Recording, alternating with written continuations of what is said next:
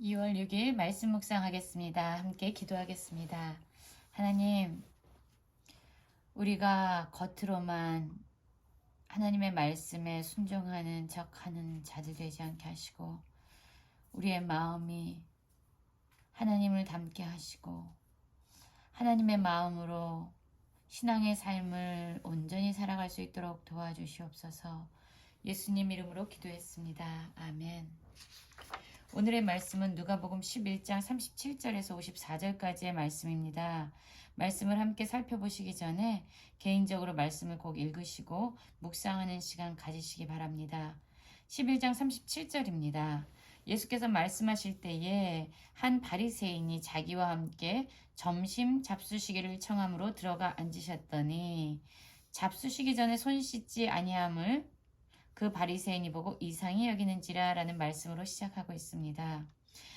여러분, 이 당시에 예수님께서는 사람들의 초대에 항상 응하셨던 것 같아요. 한 바리새인이 예수님과 함께 식사하기를 청했습니다. 그리고 예수님은 그의 초청에 응하시죠. 그래서 그의 집에 들어가서 앉으셔서 이제 식사를 하는데요. 그 당시에 바리새인들은 정결 규례가 있었습니다. 그래서 밥 먹기 전에 반드시 손을 씻음으로 인해서 자신의 부정함을 씻어내는 것이었죠. 그런데 예수님께서 손을 씻지 않으시고 잡수시는 모습을 보는 겁니다. 그것에 대해서 그 바리새인은 이상히 여겼다라고 말씀하고 있어요. 여러분, 예수님과 식사를 하기 위해서, 예수님과 교제하기 위해서, 또한 그분의 말씀을 듣기 위해서, 또는 그분이 진정 어떤 분이신지 알기 위해서 예수님을 분명히 식사의 자리에 초청했을 겁니다. 그런데 이 바리새인은 예수님을 식사 자리에 초대하고 그분과 함께 교제하는 일에 마음을 쓰기보다는 자신들이 가지고 있는 어떤 종교적인 규례를 예수님이 지키나 안 지키나 그거에 더 마음을 쓰고 있는 것을 볼 수 있습니다. 그래서 예수님이 자신들이 따르고 있는 그러한 종교적인 정결 규례를 따르지 않자 예수님을 이상히 여겼다라고 말씀하고 있습니다.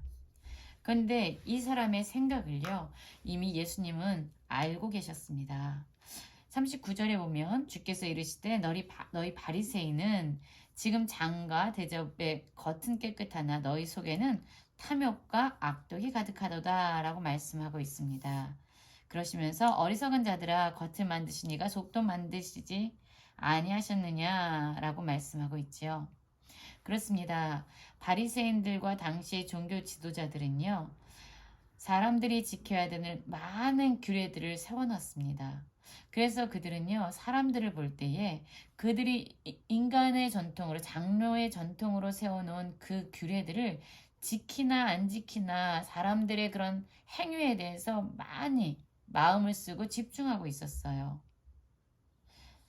그런데 실상 하나님이 바라보시고 예수님이 귀하게 여기시는 그 사람들의 마음을 살피진 않았죠. 마음을 지키지는 못했습니다.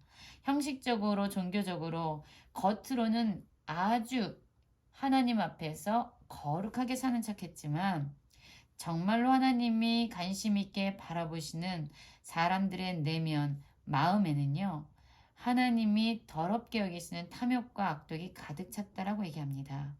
예수님은 그들을 향해서 어리석은 자들이다 라고 말씀하고 계시죠. 그러면서 예수님은 41절에 이렇게 말씀하십니다.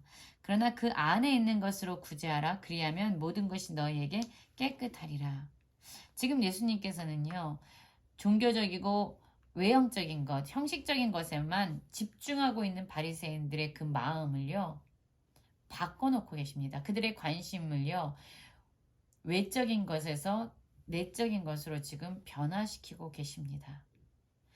정말로 하나님은요, 이웃을 향해서 불쌍히 여기는 마음으로, 긍휼히 여기는 마음으로 그들에게 하나님의 사랑을 실천하는 구제의 삶을 살기를 원하셨던 거죠. 그리고 그들의 마음은요, 긍휼과 불쌍히 여기는 마음, 사랑의 마음으로 가득 차야 한다라고 말씀하고 계시는 겁니다.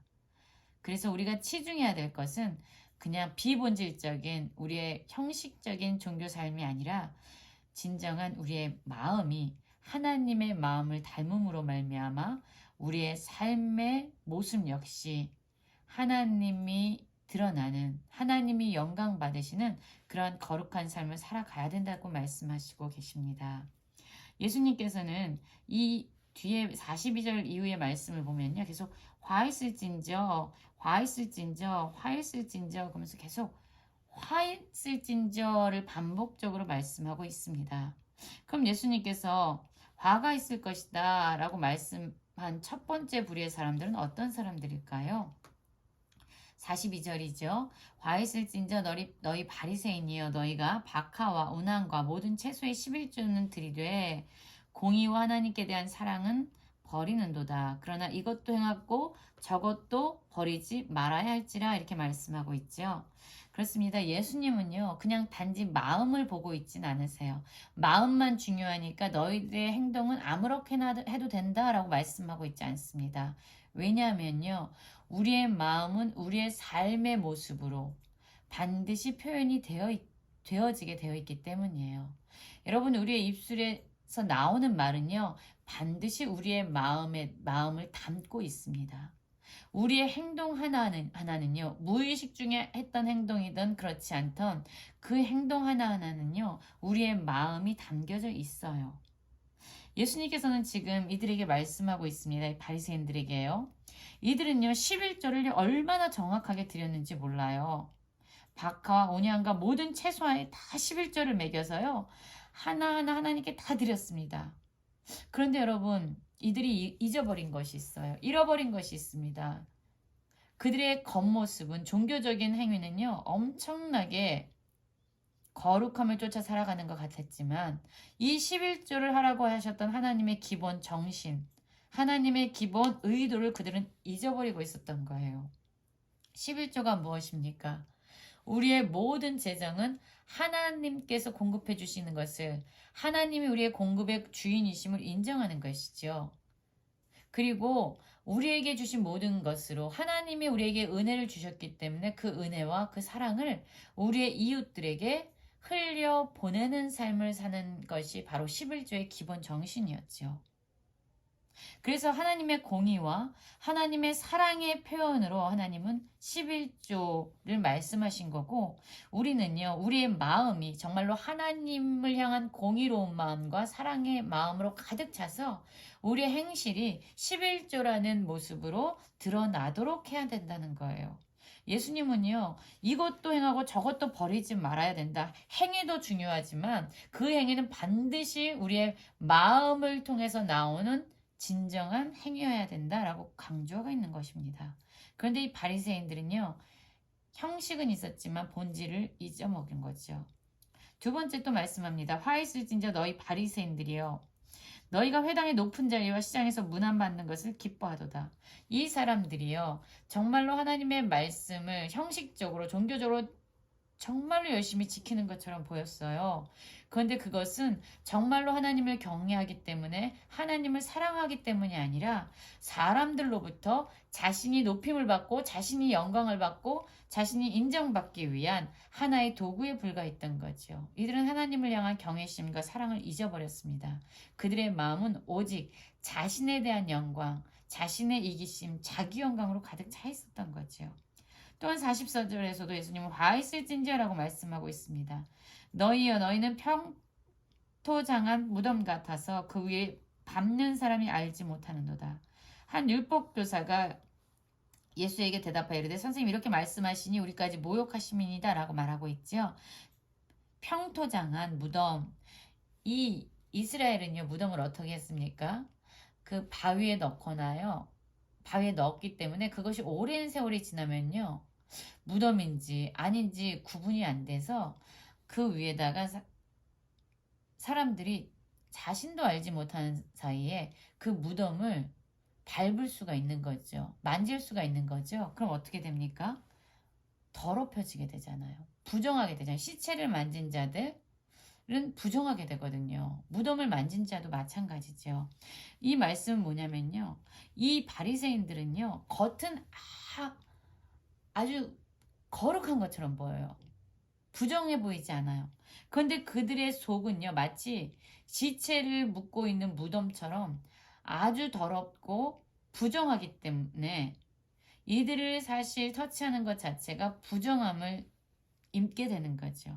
그런데 이들은요, 이 바리새인들은요, 그렇게 평토장한 무덤같이 속은 시체와 같이 더럽힘으로 가득 차 있는데 아무런 무덤 같지도 않은 모습을 하고 있다는 거죠. 위선적이고 외식적인 모습을 예수님께서는 말씀하고 지적하고 계십니다. 그러자 이 말을 들었던 이 율법 교사가요, 예수님의 말씀을 듣고, 우리가 정말로 본질을 잊어버리고 비본질적인 것에 이렇게 매달려 있었구나 라고 깨우치고 돌아서면 됩니다. 회개하면 됩니다. 그런데 오히려 이들에게 진리를 선포하시는 예수님에게 그렇게 말씀하시는 것은 우리를 모욕하는 것이다 라고 말하면서 오히려 예수님을 책망하고 있는 모습을 보이고 있습니다. 그리고요, 46절에 보면 예수님이 다시금 또 화 있을진저 말씀하시지요. 너희 율법교사여, 지기 어려운 짐을 사람에게 지우고 너희는 한 손가락도 이 짐에 되지 않는도다. 이들은요, 되게 많은 것을 알고 있는 사람들이죠. 율법교사는요, 하나님의 말씀을 가리키는 자였어요. 하나님의 말씀을 지식적으로는 얼마나 잘 알고 있는지 몰라요. 이것저것 말은 많이 하지만 실상 그들이 가르치는 것을요, 그들은 삶으로 행하고 있지 않고 있습니다. 순종하지 않아요. 입으로 가르치고 있을 뿐이에요. 그러면서 사람들에게는 자기도 하지 않는 그런 순종의 삶을 요구하고 있는 거죠. 사람들을 힘겹게 하지만 스스로는 전혀 하나님의 말씀에 순종하지 않는 이런 어리석은 삶을 살고 있습니다. 47절에도 보면 화 있을진저 라고 말씀합니다. 너희는 선지자들의 무덤을 만드는도다. 그들을 죽인 자도 너희 조상들이로다. 어떤 말씀입니까? 또 예수님은 화 있을진저 말씀하시죠. 하나님께서 보내신 진리를 선포하는 선지자들을 죽이는, 진리를 박해하는 이러한 자들에게 화가 있을 것이다 라고 말씀합니다. 하나님께서 선지자와 사도들을 그들에게 보냈지만 그들은 그 선지자와 사도들을 죽이고 박해했기 때문이다 라고 말씀하고 있죠. 그리고 또 한 번 말씀합니다. 화 있을진저 너희 율법교사여, 너희가 지식의 열쇠를 가져가서 너희도 들어가지 않고 또 들어가고자 하는 자도 막았느니라. 하나님의 말씀은 많이 알고 있습니다. 그러나 그들이 진정으로 집중해야 될 본질적인 하나님이 중요시 여기는 것에 대해서는 그들은 외면하고 비본질적인 것에 사람들을 집중시켰습니다. 결과가 무엇입니까? 자신들도 들어가지 못하고 그들의 인도함을 받는 사람들도 들어가지 못하게 하는 이러한 죄악을 행하는 거죠. 여러분, 이렇게 예수님에게 지적을 받았으면요, 돌아서서 내가 정말로 잘못했습니다라고 정말로 겸비한 마음으로 회개하면 되는데 그들은 오히려 여러 가지 일을 예수님께 따져 묻고 예수님의 입에서 나오는 그 말씀을 책잡으려고 노리고 있었다라고 말합니다. 결단코 바뀌지 않는, 자신의 생각으로 오히려 예수님을 정죄하는 이러한 완악한 사람들이 바로 종교 지도자들이었습니다. 지금 예수님을 따르는 우리의 삶은 어떻습니까? 우리 역시 우리의 마음은 탐욕과 악독과 이기심과 자기 영광과 그러한 것들로 가득 차 있으면서 형식적으로만 하나님을 따르고 있는 것 같지 않습니까? 예수님의 말씀을 듣고 우리의 삶이 진정으로 우리의 마음뿐만 아니라 우리의 삶의 모든 모습이 예수 그리스도의 마음을 드러내고 예수 그리스도의 사랑과 은혜를 이 땅 가운데 흘려보내는 모든 성도님들 되시기를 간절히 기도합니다.